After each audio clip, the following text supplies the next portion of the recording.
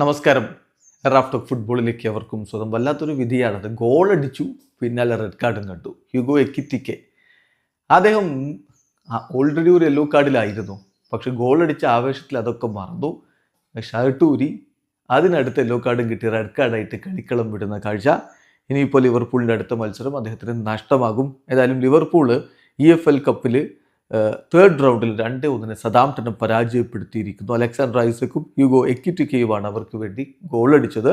സതാംപ്ടൻ്റെ goal ചാൾസിൻ്റെ വകയായിരുന്നു. മത്സരത്തിൻ്റെ 43-ാമത്തെ മിനിറ്റിലാണ് Alexander ഐസക്കിൻ്റെ goal പിറക്കുന്നത്.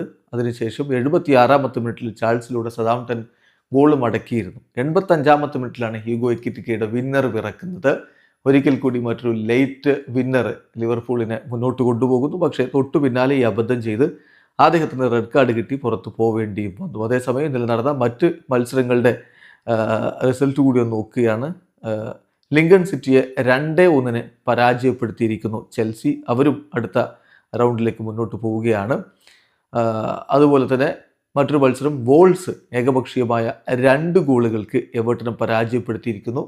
Fulham Cambridge യുണൈറ്റഡിനെ ഏകപക്ഷീയമായ 1 ഗോളിന് പരാജയപ്പെടുത്തിയപ്പോൾ വിഗാൻ അത്ലറ്റിക്കിനെ വൈക്കോമ്പ് ഏകപക്ഷീയമായ 2 ഗോളുകൾക്ക് പരാജയപ്പെടുത്തി. ബ്രൈറ്റൺ ബേൺസ്ലിക്കെതിരെ ഏകപക്ഷീയമായ 6 ഗോളിൻ്റെ തകർപ്പൻ ജയമാണ് സ്വന്തമാക്കിയത്. ബേൺലി വേഴ്സസ് കാർഡിഫ് സിറ്റി മത്സരമാവട്ടെ 2-1 കാർഡിഫ് സിറ്റിയാണ് വിജയിച്ചത്. റെക്സാം വേഴ്സസ് റീഡിംഗ് മത്സരം ഏകപക്ഷീയമായ 2 ഗോളുകൾക്ക് റെക്സാം വിജയിച്ചു. ഇനി ബാക്കി മത്സരങ്ങൾ ഇന്ന് ഹഡേഴ്സ്ഫീൽഡുമായിട്ടും മാഞ്ചസ്റ്റർ സിറ്റി രാത്രി ഇന്ത്യൻ സമയം 12:15 കളിക്കുന്നു. അതേസമയത്തിന് ന്യൂകാസിൽ യുണൈറ്റഡും ബ്രാഡ്ഫോർഡ് സിറ്റിയുമായിട്ടും ടൊട്ടനാം ഹോട്ട്സ്പർ ഡോങ്കസ്റ്ററുമായിട്ടും കളിക്കുന്നു.